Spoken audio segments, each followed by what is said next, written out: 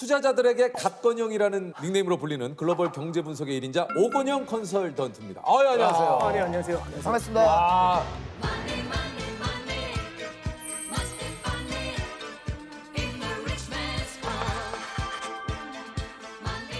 사실은 그죠? 뭐 주식시장이 요즘에 뭐 좋진 않잖아요. 맞죠? 그렇죠, 그렇죠. 예. 예. 조셉은 어떠세요?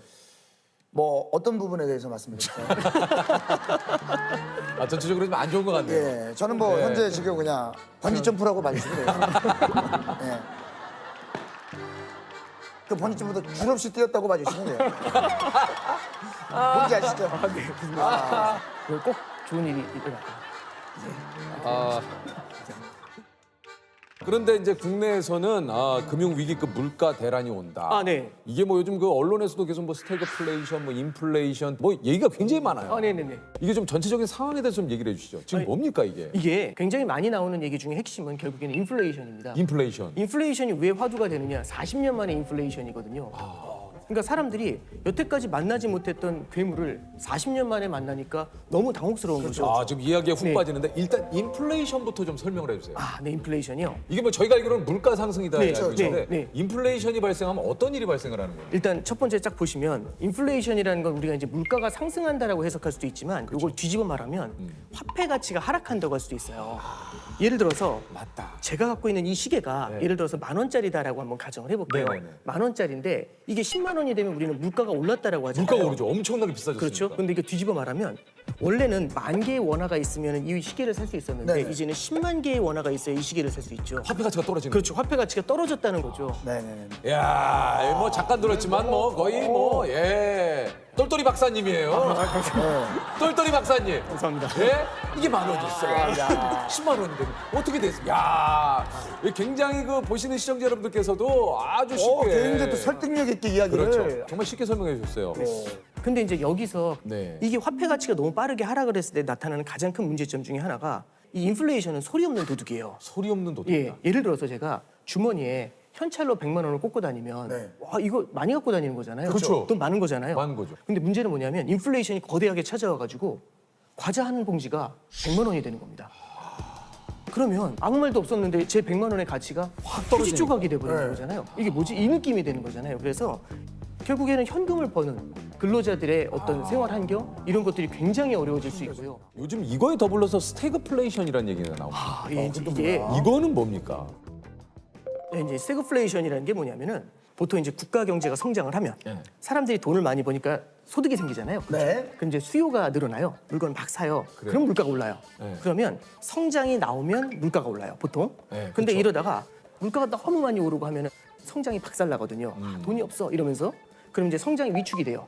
그럼 소비가 줄어들고 수요가 줄어드니까 물가가 내려가겠죠. 예, 그렇죠. 그러면 우리가 짝을 지으면은 성장이 좋아지면 물가가 올라요. 그렇죠. 성장이 떨어지면 물가가 떨어져요. 네. 이렇게 페어가 딱 잡히는데 이게 지금 말씀하신 게 인플레이션이고 저게 그렇죠. 디플레이션이고. 이게 인플레이션, 이게 디플레이션. 디플레이션. 그렇죠. 근데 네. 이게 이상하게 엇박자가 나면은 이런 일이 벌어져요. 성장이 둔화가 되는데 물가가 뛰어요. 이걸 스태그플레이션이라고 해요. 성장이 둔화가 되는데 물가가 오르고 있죠. 화폐 가치가 하락을 하는데 성장을 바라보면서 돈의 공급을 늘리면 그 화폐 가치가 하락하는데 돈의 공급이 늘어나면 잠깐만요. 지금 어느 순간도 어디서 놓쳤어요? 솔직하게 얘기해. 어디서 놓쳤어? 솔직히 솔직하게 얘기해. 성장에서 놓쳤어요. 성장. 성장. 성장이 어느 그 어디 성장이면 스태그플레이션. 스태그플레이션. 어디서부터? 솔직히 플레이스테이션 하고 싶어요. 너무 뭐래. 지금 죄송해요. 죄송합니다. 앞에까지 좋았는데 똘똘 박사님. 지금 사실 여기서 제가 못 쫓아왔어요. 어디서 가냐면 이거 어려웠어요. 스태그플레이션이 좀 어려웠어요. 스테이크 들어가면서 미국 속으로 그러니까 빠졌어. 미국 속으로. 요게 간단하게 얘기하면 이제 그 물가가 상승하는데 경기가 침체되는 어떻게 보면 최악의 상황 아닙니까? 그렇죠. 예. 이렇게 간단하게 정리하면 네, 어떨까요? 그렇습니다. 그렇게 가시죠. 오히려 좀 쉬웠어요. 쉬었어요. 쉬었어요. 아니 이제 최근에 금리가 많이 올랐습니다. 네. 인플레이션이 물가 상승을 뜻하는데 그래서 요즘 금리가 오르는 겁니까? 네, 그렇습니다. 이게 이제 잘 예. 보시면은 인플레이션 자체를 갖다가 그냥 놔두면 별로 안 좋은 게 이런 문제가 생겨요. 예를 들어서 지금 은행에서 금리를 1년에 2%를 드려요. 네. 와, 이게 너무 적게 주잖아요. 근데 금리를 한 4% 정도 드려보죠. 그럼 이게 2배잖아요.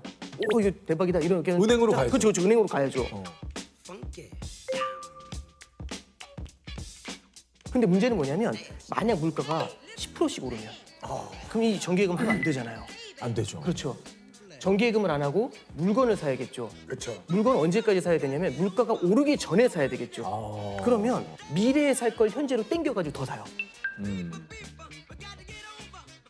그러면 지금도 물가가 이렇게 심각하게 높은데 빵 터지면서 인플레이션이 훨씬 더 심각해지겠죠. 이게 이제 가장 큰 문제가 돼요.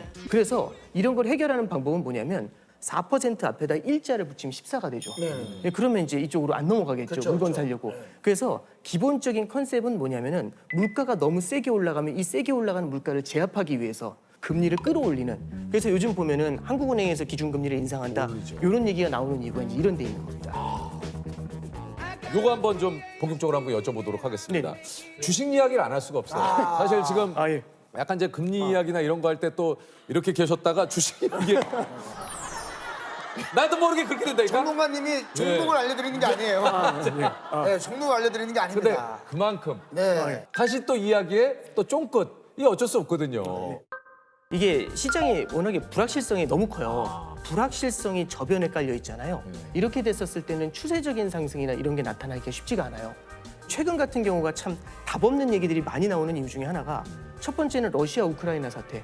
일단 예측이 안 되잖아요. 예측이 안 되죠. 얘네들이 산유국이고 그다음에 곡물을 수출하는 국가들이에요. 그러니까 여기서 전쟁이 터지니까 물가가 굉장히 많이 뛰잖아요. 그렇죠. 그게 아까 전에 말씀드린 것처럼 인플레이션을 자극을 하고 있는 겁니다. 인플레이션이 어떻게 될지 알 수가 없고 인플레이션을 잡기 위해서는 금리를 올려야 된다는 말씀드렸잖아요. 네. 금리가 어디까지 오를지가 알 수가 없어요. 그러니까 예측하지 못했었던 일들이 계속 일어나니까 시장이 계단식으로 하락을 하거든요. 그래서 이런 원인들 있죠. 안 좋은 불확실한 원인들 이런 것들을 모니터링을 하면서 조금은 기다려 보시는 게 지금은 좋을 것 같습니다. 네. 참 진짜. 자 그렇다면 여기서 하나 더 의문점이 생깁니다. 자, 매수합니까? 제가 이거 굉장히 꺼내놔요. 굉장히 지금 들어가요, 지금. 지금 바로 갈 수 있어요. 지금 한 300만 원까지 살 수 있어요, 제가. 요즘 이제 투자하는 그 분들하고 이제 얘기를 하다 보면은 이제 이 질문이 제일 큰 것 같아요. 많아요. 이게 지금 되게 이 질문이 많아요. 제일 많은 것 같아요. 네. 근데 사실 이렇게 좀 불확실성이 높을 때는요. 지금 많이 떨어졌으니까 들어가야겠다 이런 걸 예단하는 건 좋지 않은 것 같아요. 주식시장도 굴곡이 있거든요. 지금은 살까 말까 이런 것들을 고민하는 것보다는 살아남을 수 있는 좋은 기업인지 튼튼한 기업인지 이걸 바라보면서 지금 자기가 갖고 있는 포트폴리오를 다시 한번 냉정하게 보는 게 중요한 것 같아요. 예전에 강방천 회장님이 그런 얘기를 했어요. 그 주식을 사놓고 수면제 먹고 10년 자라. 말씀의 의미는 이해가 되는 것 같아요. 예. 근데 이제 예를 들어서 상장 폐지가 되는 기업들도 있거든요. 그러니까 이제 자고 일어났는데 상장 폐지돼 있습니다. 그렇죠. 저는 그래서 이제 그게 꼭 이제 10년이라는 시간을 딱 놓고 생각한다라기보다는 너무 샀다 팔았다 그렇죠, 그렇죠. 이거에 네, 굉장히 그렇죠. 어렵잖아요. 그러니까 그런 거 잘못해서 따라가다가 고점에 들어가서 저점에 나오고 고점에 들어가서 이렇게 되거든요. 왜 우리는 그럴까? 저점에 들어가서 그렇죠. 고점에 나오는 게 아니고 고점에 들어가서 저점에 나올까? 그러니까 올라갈 때 산 순간 내려가잖아요. 예. 그래서 이제 너무 마켓 타이밍을 따라가는 것보다는 좋은 기업이라는 확신이 있다면 그걸 사고서 진짜 장맛이 날 때까지 기다려라. 그렇죠. 그런 컨셉에서 말씀하셨을 겁니다. 꼭 그거 참 이상하게 내가 사면 내려가고 내가 팔면 올라가고 왜 그런지 모르겠어요. 그래서 좀 뭔가 좀 기다릴 필요가 있는 거잖아요. 네. 네. 프로그램도 잘 되려면 어느 정도 좀 기간이 필요한데 그렇죠. 바로 어떤 흥망성쇠를 원하면 그건 안 되는 그렇죠. 거예요. 예. 흥망선쇠를 원하면 다 거기 포함이 돼 있는 건데. 흥하고 망하고. 그러니까요. 이제 너무 흥하기만 해요. 죄송합니다. 좀 잘못 무조건 오늘 이 단어는 써야겠다고 생각했는데 잘못 썼어요. 이 단어를 무조건 써야겠다고 생각을 해요. 아니 우리가 이제 사실 분산 투자를 좀 얘기를 하는데 이거 좀 분산 투자를 좀 어떻게 해야 되는 건지 한번 네네. 좀 여쭤봐도 됩니까? 이게 첫 번째는 분산 투자하라고 하니까 그러면 종목 2개 사라고 이거잖아요. 한 개 사지 않고 2개. 근데 이 2개를 살 때 보면은 예를 들어서 이제 은행을 산 다음에 한 금융지주를 산 다음에 똑같은 은행주를 사요. 이런 건 사실 분산 투자라고 하기 어려워요. 그래서 약간 다른 움직임을 가져가는 좀 그렇죠. 업종의 차이를 가져가는 그걸 뭐라고 하냐면 섹터 분산이라고 얘기를 섹터. 합니다. 예. 그래서 첫 번째는 섹터 분산인데 문제는 뭐냐면 주식시장 전체가 흔들릴 때는 모든 업종이 다 떨어져요. 다 의미가 없죠. 그러면 이제 분산 투자의 의미가 상당히 퇴색이 될 수 그렇죠. 있거든요. 그래서 두 번째는 자산 분산이라는 걸 해야 됩니다. 그 자산에는 주식이랑 안전자산인 채권 이거를 분산 투자하는 걸 자산 분산이라고 합니다. 근데 주식과 채권이 또 동시에 깨지는 때가 있어요. 그게 올해 같은 케이스예요. 올해가 뭐냐면 금리가 뛰면서 주가가 빠져요. 맞아요. 이런 장이 가끔씩 옵니다. 좀 스태그플레이션 이런 장이 가끔씩 와요. 그래서 이런 때를 또 대비하기 위해서 대안자산이라는 게 있습니다. 대체 투자 자산이라는 건데요. 이 대체 투자 자산에는 뭐가 들어가냐면 원자재 투자라든지 금 이런 것들이 이제 들어가게 되죠. 그러면 예를 들어서 네. 유재석이라고 하는 회사가 있고 네. 조세호라고 하는 회사가 있다. 아 예. 100%라는 돈이 있어요. 네. 분산 투자를 한다면 몇 아, 예. 프로씩 이렇게 좀. 굉장히 날카로운 질문이신데. 궁금합니다. 굉장히 이제 아, 예를 들어서 그렇구나. 이제 좋은 것과 나쁜 것의 기준으로는 60대 40. 좋아지는 것과 나빠지는 것으로 한다면은 40대 60. 뭐 이렇게 다양한 포트폴리오를 구사할 수 있겠죠. 그리고 제 투자 성향이 중요한 것도 있는 거죠. 성향에 따라. 그렇죠. 제 투자 성향. 예를 들어서 제가 이제 모험심, 공격적인 걸 좋아한다. 그럼 이제 이 공격적인 거, 예, 공격적 투자. 예. 그리고 이제 안정적으로 꾸준한 하겠다. 상승. 그럼 이제 이렇게 안정적 투자. 예, 이런 것들을 좀 나눠가는 그런 전략들을 쓰겠죠. 그러니까 이게 참 어려워요. 그렇죠. 제가 봤을 때 재석이 형은 약간 잔잔하지만 쫙쫙. 그렇죠. 근데 저는 이제 막 갑자기 올라갔다가 막 그런 겁니까? 뭐 꼭 그렇게 말씀드리는 것도 아니, 너무 이제 아니 근데 좀- 괜찮습니다. 편하게 좀. 아, 저도 왜냐면 제 포지션이 어느 정도인지를 알아야 이 네네네. 준비를 하는데. 네. 제 생각엔 진짜 딱 이 느낌이 영원한 루키이자 한 번 터뜨릴 때 굉장히 크게 터뜨리시는 그런 스타일이신 것 하지만 같아요. 좀 위험이 있는. 그게 이미 탄탄한 입지를 확보하신 예, 그런 케이스가 아니신가 싶은데 예, 이렇게 유키즈에 불러주신 것만으로 감사드려요. 지금 제가 봤는데 대충 얼버무리시고 나온 것 같은데. 쓱 빠져나가셨어요. 굉장히 갑자기 당황했어요, 이렇게 지금. 유퀴즈에 불러주셔서 감사합니다로 잘 빠져나온 것 같아요. 예. 조셉도 원하는 답을 못 얻었고 네네네. 우리 투자자 선생님도 한껏 진땀만 흘리다가 약간 나오잖아요. 뭐 아